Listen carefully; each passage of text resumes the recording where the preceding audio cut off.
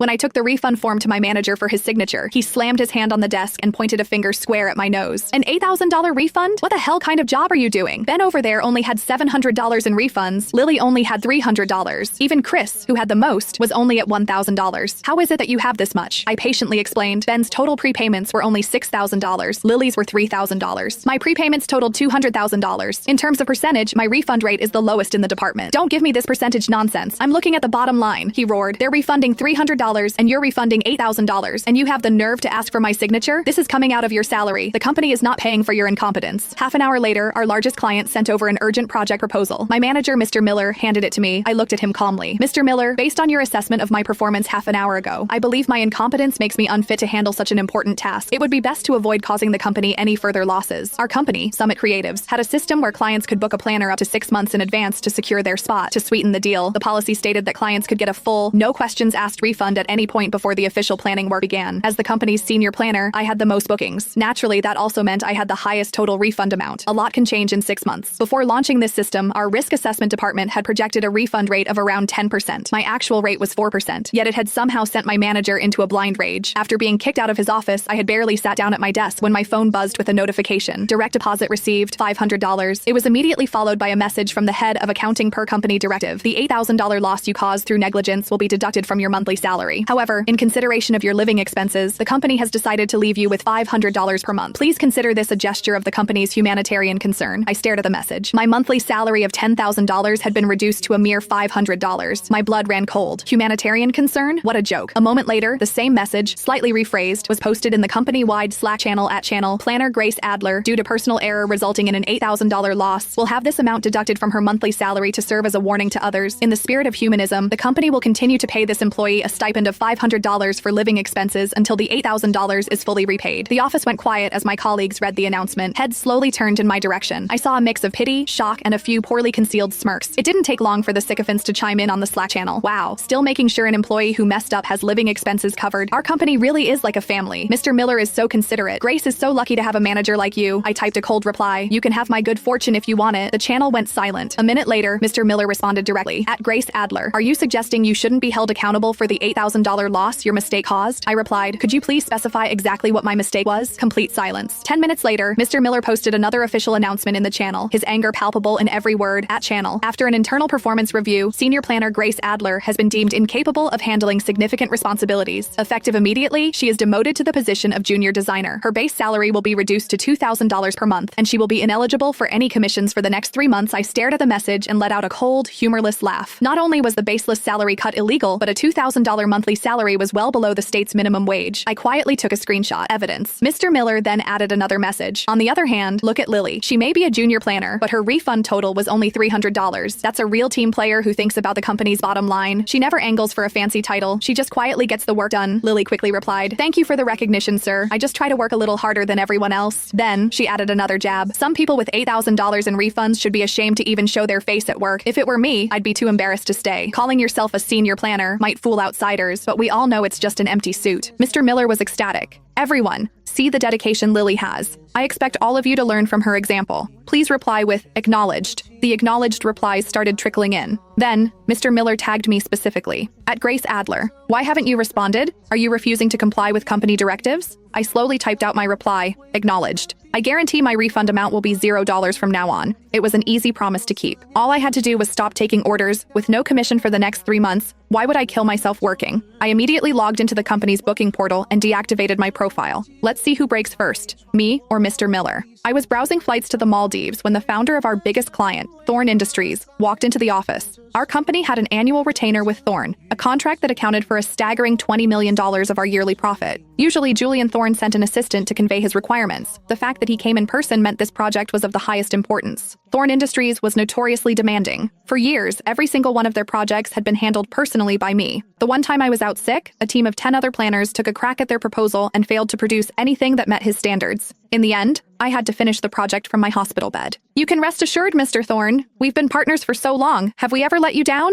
Mr. Miller's voice boomed from his office. You just head back and wait. 3 days. I guarantee we'll have a proposal for you in 3 days. Miller escorted a stony-faced Julian Thorne out of his office, practically bowing as he saw him to the elevator. 3 days? Thorne's events were always massive, complex undertakings. I was the only person in the entire company who could deliver a high-caliber plan on that kind of timeline, but since Miller had just demoted me, he surely wouldn't be shameless enough to hand the project to me now, right? The atmosphere in the office grew tense. No one wanted this hot potato. What do we do? Mr. Thorne came himself. This project must be a monster. Who do you think Miller will give it to? Is it even a question? Who else besides Grace could possibly handle it? And did you hear him? 3 days. No way. He just finished publicly humiliating her. He wouldn't have the face to ask her now. I bet he gives it to Lily. She got all that praise today. Lily's face went white with terror. I have too many clients right now and several urgent deadlines of my own. I don't have time. I had to laugh. She had only booked $3,000 in prepayments over the last 3 months. What deadlines? The truth was, she was terrified to take it. The commission on a Thorne project was enormous, but everyone knew it wasn't easy money. They might have been jealous of my bonuses, but none of them ever had the guts to actually volunteer for the job. Mr. Miller returned from the elevator. With every step he took, the air in the office grew heavier. Everyone stared intently at their screens, praying they wouldn't make eye contact. But we had all underestimated the thickness of Mr. Miller's skin. He walked straight to my desk, my office. Now, a wave of whispers followed me. I knew it. It had to be Grace. You think she'll take it? Of course she will. She didn't even fight back when they docked her salary for the $8,000 refund. She's a doormat. No spine at all. I ignored the whispers and walked into Mr. Miller's office. He leaned back in his executive chair and gestured casually at a folder on his desk. Thorne Industries is planning a client appreciation event. Take this file, look it over, and have the proposal on my desk in 3 days. His tone, his posture, it was as if the man who had docked my pay and demoted me just an hour ago had never existed. I shrugged. Sorry, Mr. Miller, I can't do it. He shot upright in his chair. You haven't even looked at the file and you're already refusing? Is that the kind of work ethic we value here? He snapped.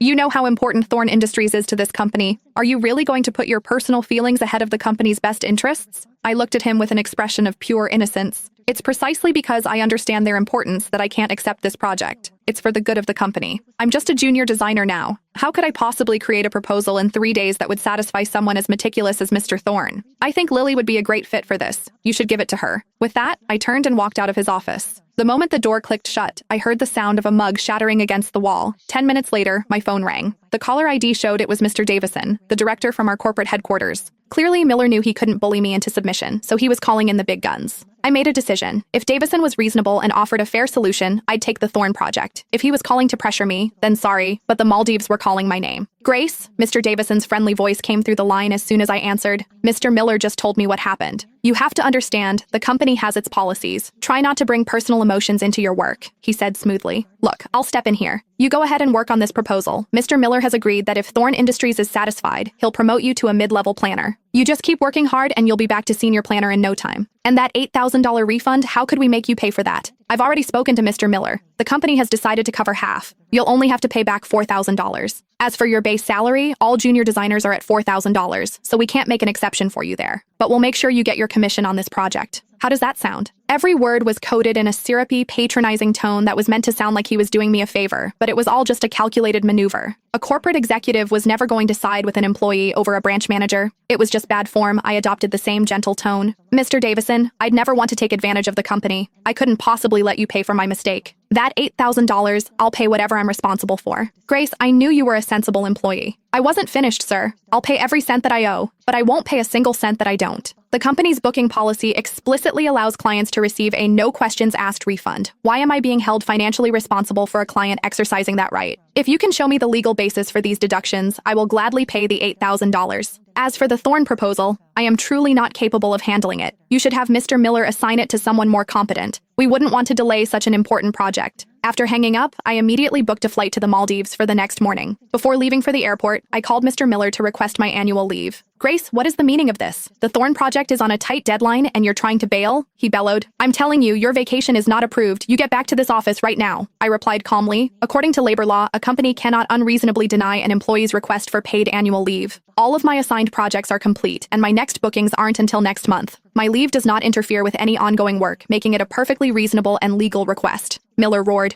Who said there's no work? The Thorn project is work. You're abandoning a critical task and you have the nerve to talk about what's reasonable and legal? You are violating company policy and labor laws. I have every right to deny this request. I smiled. Mr. Miller, you haven't forgotten the fine print in the Thorn Industries contract, have you? What? All of the client's projects must be handled by one of the vendor's senior planners. I enunciated every word clearly. Yesterday, you announced my demotion to junior designer. So, by the terms of the contract, this project isn't my responsibility anyway. He was utterly speechless. He had been so focused on his petty power trip that he'd set a landmine for himself. I hung up the phone with a cold smile, switched it off, and boarded the plane. According to the contract, if Summit Creatives failed to meet the requirements of the agreement, Thorn Industries could terminate the contract without penalty, and Summit would be required to pay a penalty of 10 times the annual contract value. The Thorn contract was worth $20 million a year. 10 times that was $200 million, trading $200 million for an $8,000 refund. It was a business deal Mr. Miller would never forget. 3 days later, after a glorious afternoon of sunbathing on a pristine beach, I lazily switched my phone back on. It immediately vibrated so violently it sent sand flying. My notifications had exploded.